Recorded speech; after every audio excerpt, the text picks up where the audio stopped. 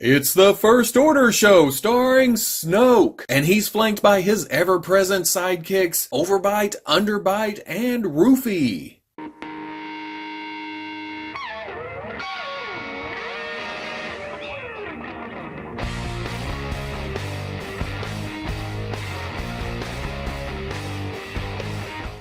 Okay, people, welcome. Welcome. Okay, people, welcome back to another Fwoosh review. Tonight, I'm taking a look at the Bandai Figuarts Star Wars The Last Jedi First Order Executioner, the Elite Praetorian Guard, and 2BB-2, or 2BB-2, or this BB unit. Now, I'm going to be honest here. The big draw for this, well, I like the BB unit. It's something different. It's not BB-8 like we've been seeing for the past 2 years. But the big pull for this, for me, was the Praetorian Guard. I was super excited about this before the Hasbro version came out, but then we got the Hasbro version. It was damn impressive for 20 bucks.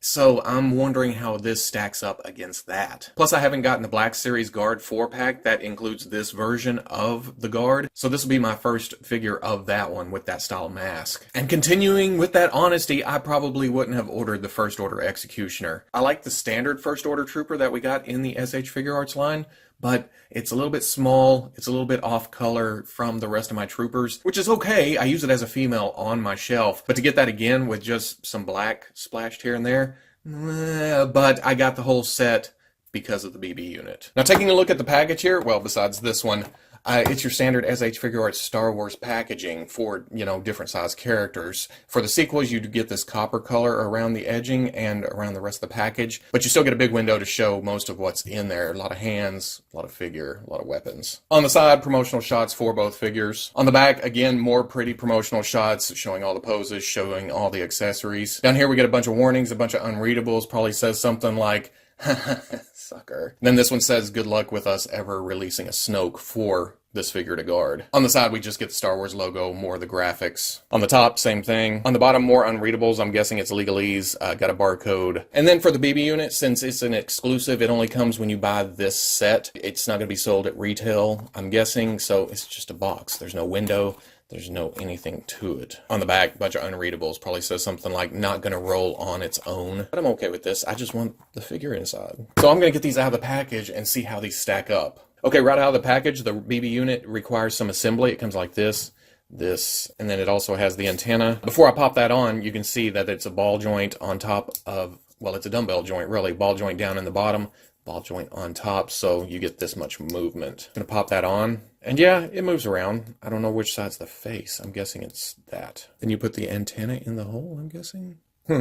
Wrong way. That's the peg, and not some kind of sensor scope on top of the antenna. This foot that's kicking off is what you use to push down, so you don't have to actually put pressure on the antenna itself. It's not as easy as I made it appear. It's nice and tight in there, which I'm good with because it's not going to fall out. And there we go, all out of the package. And I have to say, very interesting stuff going on here. Some cool, some not so cool, but that's just the way it goes, I guess. Now, looking at the First Order Executioner, if you got the original First Order Stormtrooper, you know 99% of this sculpt already. But I have to say, it is a nice sculpt. It's nice and sharp. It has all the details. There's nothing really, well, there's nothing major to complain about here in that department. And then the paint, again, 99% the same as what you already have. It's nicely applied. It's where it needs to be. Nothing super exciting about it. Get up to the head, though, and this is where the difference comes in, even though it's a very subtle difference. It's mostly the same sculpt as what we got before, but they changed the mouth area. Instead of having the First Order mesh look on the front of the mouth, they went back to the original trilogy teeth look. And they brought the nose plate just down slightly a little bit more. And really,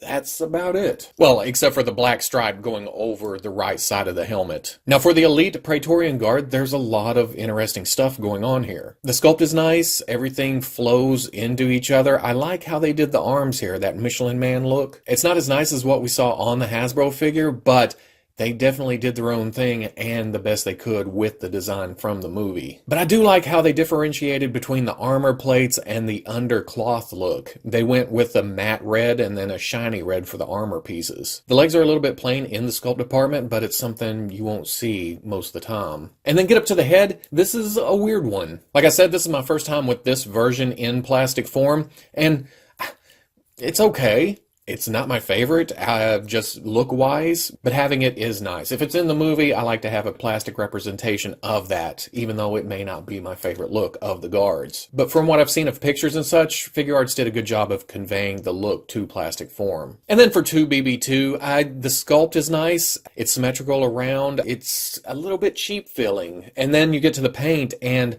it's just some overspray around the circles on each side of the ball. But you get to the head, it's a little bit more paint apps. You have the silver, you have a glossy look for the lens that I guess is his eye. The navy blue and the black, it's all applied pretty nicely. Now looking at the Stormtrooper, it still has that eggshell color to the armor. It's slightly off from the stark whiteness of the model kit and then the gray white of the Star Wars Black Series. Which is not a bad thing. It's not supposed to match other companies' toys, but you line them all up, which we'll see here a little bit later, and you can pick it out of a crowd. And it's probably hard to tell on camera, but in person, you can kind of see a difference between either the sheen or the actual color of the chest and the abs. But as far as I can tell, it's only those two spots, which is a shame that they're right next to each other. It couldn't have been the helmet and the feet or something. And then there's the matte black of the shoulders. I dig that. I love a powder coat look to it, but it doesn't match the paint on the helmet, which maybe it's not supposed to. Maybe it's two different paints, but I would have liked to seen this matte black up here too, just to make everything a little bit more uniform. The Praetorian Guard, they did a great job here. I like the look of it. I like the silhouetted cuts. It's just a nicely done figure, but they didn't do a nice job as Hasbro did with the elbows. As you can see, the articulation is just breaking the hell out of it. Being a toy, yes, it's expected. Being Figuarts, I probably look over it, but now that I've already seen the other version, it's hard to unsee the big cut right here. Hell with it. Let's bring them out. The Hasbro one, almost 90, just short of 90 right there. The Figuarts, a little bit past 90. As you can see, yes, the Figuarts is better, but given the way it looks right here, yeah, you're going to get more motion when there's no armor plate in the way right there. And then it's not the figure's fault, but the movie design, but this head, like I said earlier, this is not my favorite head, only because it looks like, I mean, you put this on your head, you have this pretty much blocking your eyes. It's like pulling a baseball cap down over your eyes and then trying to guard your king, something? I don't know. It just makes no sense. Now, I know what I said with the other guards that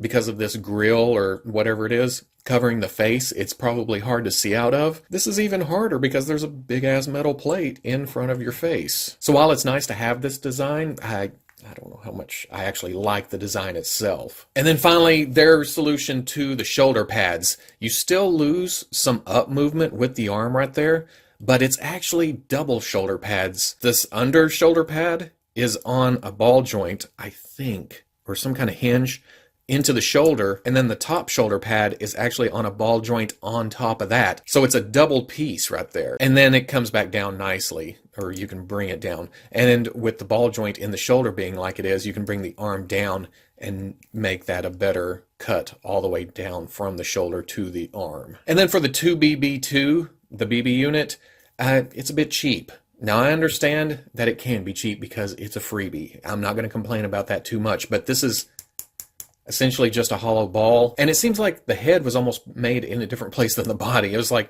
hey, let's just make the body just a hollow ball, nothing to it. And then the top, nicely detailed, some paint apps. It's almost like it was made in two different places. But for what it is, we'll probably see this for what? Less than a minute on screen, so I'm okay with that. Now for articulation on the Stormtrooper, if you have this figure, or you can go back and check out my review of the first Order Stormtrooper, but you get a good range of movement in the head, side to side. I love the tilt here, gives it a lot of personality. The shoulder pad gets out of the way to come all the way up, almost 90. You get a good range of movement around, swivels around. The elbow comes up past 90. The torso, you get a good range of movement forward and back, side, which is pretty good for the design itself, which seems really cumbersome if you were to wear this armor. The legs do not have a drop down at the hips, but these pads on the belt have hinges, gets up out of the way, so you can get leg movement up, back, out. Knee about right there. For the Praetorian, you have a dumbbell joint up in the head going down into the neck, and I think the same thing at the bottom of the neck, so you get a nice range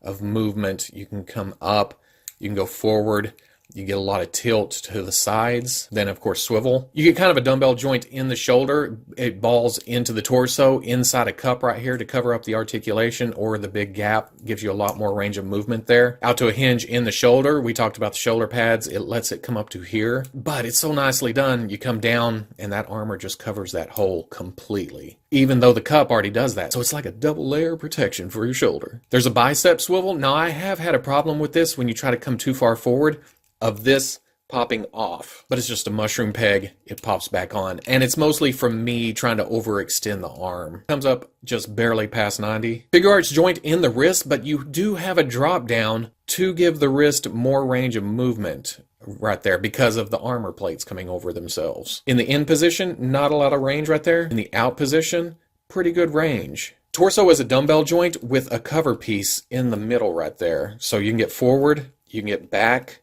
you can get side, and that cup piece pretty much covers every direction you want to go. Here, the legs do have a drop down right here, so you can come forward with it.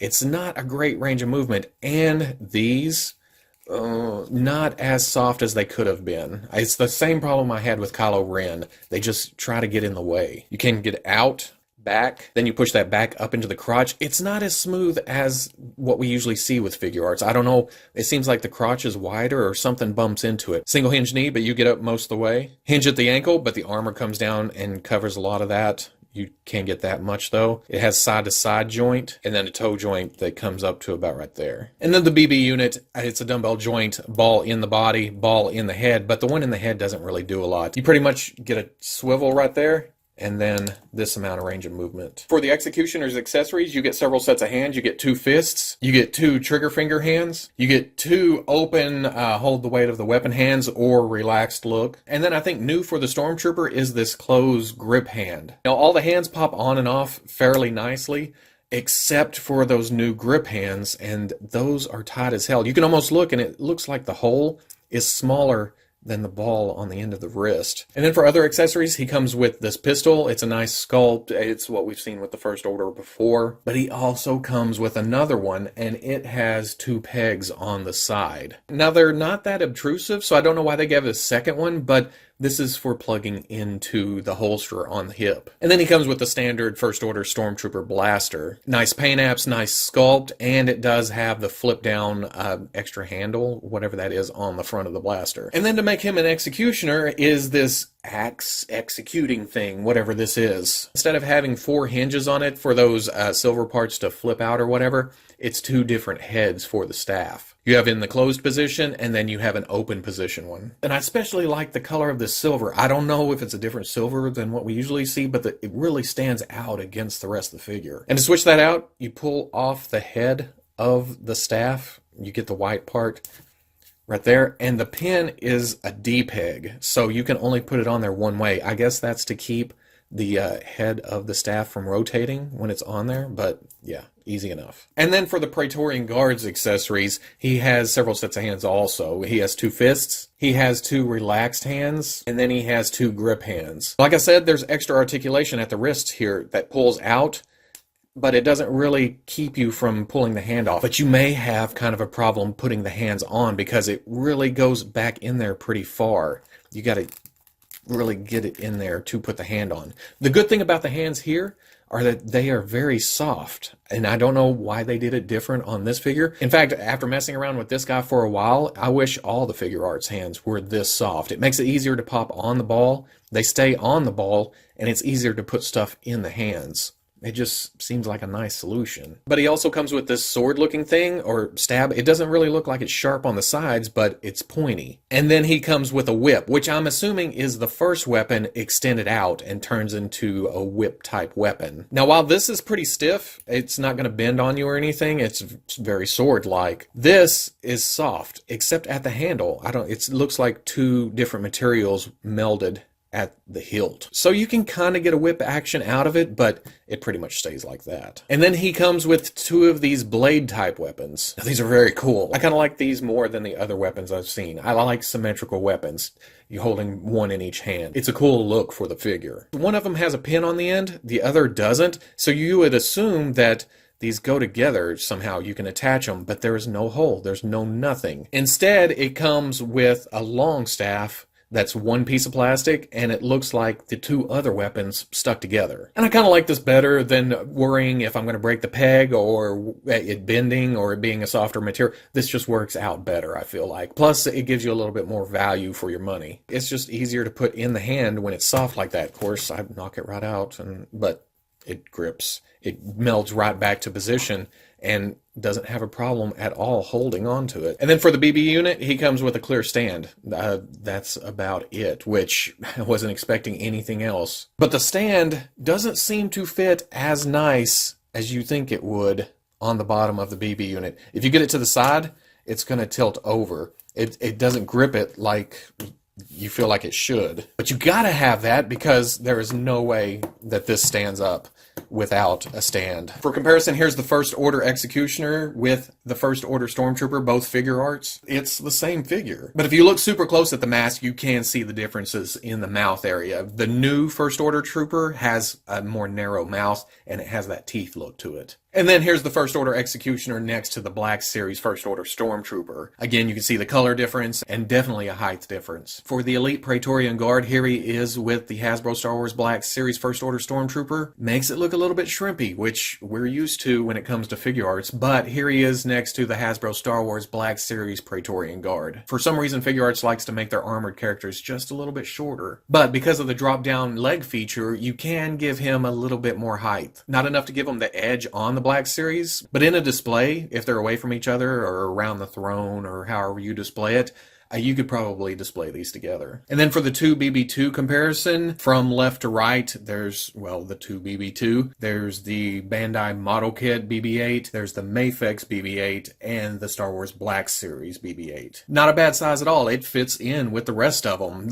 You can see a little bit of difference in the circumference of the different droids, but it works all the way across. So at the end of the day, I do like the set. I'm glad I got both of them, and it got me a free BB unit. No matter how cheaply it was made, I'm happy to have it. I wish the death weapon, the executing weapon that the Executioner comes with, I wish it had that electrical look to it. Since the open and close head are two different pieces, it would have been cool for them to throw some kind of effect on the open one. Would have added just a little bit more. But I'm surprised they added that extra gun with the pegs on it. They didn't want the pegs sticking off whenever you were actually displaying him with the gun. So a little forethought there, but I'm always asking for more, I guess. And then Praetorian Guard, I like the look of it. He cuts a mean silhouette, but if it came down to it, I could probably go with the Black Series ones. Or how about this compromise? If you're doing action poses on your shelf, I'd go with the Figure Arts one. It can move around a little bit more. It looks nicer. It covers up the joints whenever you get into that crazy pose look. But if you're just standing them there beside Snoke on his throne, hell, they may be doing that in the movie. Spend $20 and get the Black Series ones. Figure Arts, the armor is a little bit shinier. There's a little bit more difference between the cloth and the armor looks, but yeah, I don't know. There's just something about the Black Series that, especially in the arms, they did a great job of hiding that articulation. On the Figure Arts, it just sticks out. But if you have it bent, holding a weapon, fighting with the Jedi or whatever, that doesn't matter, really. And then depending on what it looks like in the movie, the BB unit could use some more paint, really. But I like the look of it. I like the flat head. It's different enough from BB-8 to make it interesting. So yeah, oddly enough, I like the Executioner more than I like the Guard. I really like the Guard, but not as much as the one I bought at retail. And then I skipped on the Target exclusive Black Series Executioner, so this fills that slot. I don't even have to worry about that now. I'll just use this. This probably did not help anybody at all to get off the fence on whether to get a Black Series version or the SH Figuarts version. They're both nice in their own rights, and it really depends on how much you want to spend and how you display. So if you like the review, comment, like, subscribe. I'll catch you on the Fwoosh.